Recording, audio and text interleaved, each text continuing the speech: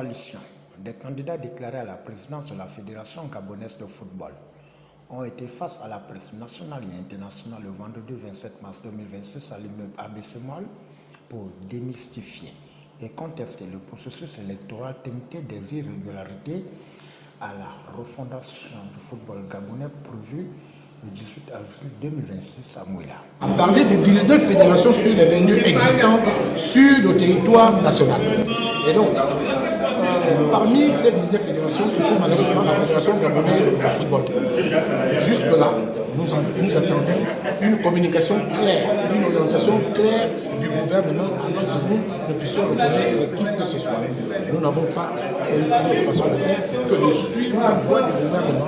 Voilà le plus connu. Pour ces deux raisons, nous considérons que le justice est nul et de nul est fait. Donc nous n'avons pas de voie de recours parce que nous ne reconnaissons même pas ce qui est fait aujourd'hui. Nous ne savons même pas qui leur donne la compétence de pouvoir le faire, puisque le congrès qui les met en place est lui-même illégal. Et le code électoral, que ce soit l'ancien, que ce soit le nouveau, ces codes électoraux disent que le président et le vice-président de chaque organe d'organisation des élections, surtout être des juges qualifiés, devraient comprendre que ce qui s'est fait en juin ne se fait pas en mars. Et que si le délai c'est en mars, ça veut dire que quand on fait en juin, on est déjà hors délai. Parmi les armes, nous avons commencé à nous réunir en tant que candidat déclaré à cette élection à la FEGAFOOT. Et donc, il était intéressant et normal que nous puissions démontrer au camp adverse l'intérêt d'éviter la normalité. Et donc, nous avons présenté toutes les griefs que nous avons relevés auprès des commissions qui ont été mises en place, c'est-à-dire la commission électorale et par la suite la commission de recours. À partir de ce moment, si la commission électorale a bafoué les statuts et règlements de la FEGAFOOT, elle n'est plus en capacité de pouvoir conduire sereinement ce processus-là.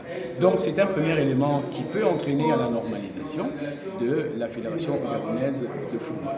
Nous épuiserons et nous sommes en train d'épuiser toutes les voies de recours nationales et par la suite nous allons enchaîner sur les voies internationales. Mais nous restons confiants par rapport aux juridictions nationales qui ont été saisies pour pouvoir justement statuer là-dessus. La commission électorale sera entendue dans les tout prochains jours. La Fédération gabonaise de football également sera entendue dans les tout prochains jours.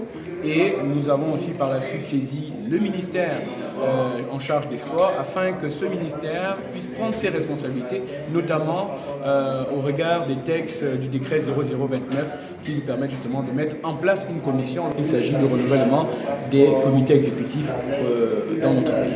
Merci pas la Aujourd'hui, nous pensons que le gouvernement gabonais doit être assaini. Et pour cet assainissement, il faudrait revoir tous les textes, revoir tout ce qui a été fait depuis ces 2 dernières années, afin que nous puissions repartir sur la même base. Le bureau sortant a essayé de faire ce qu'il pouvait, il a montré ses limites. Donc aujourd'hui, nous pensons qu'il faudrait que les fils du Gabon se mettent ensemble et réfléchissent sur un nouveau modèle pour le football gabonais. Et cela passe vraiment par la. Merci. Notons que cette coalition, conduite par Gaben Zogomintia, Dr Asengi Maïdo et Darno Essandon, compte mettre un terme aux pratiques opaques et manipulations administratives qui fragilisent certains tests et articles selon eux. Au finish, le trio ne compte pas porter les bretelles face à la candidature de Pierre-Alain Monguegui, confiant de réaffirmer le triomphe après 12 ans de règne.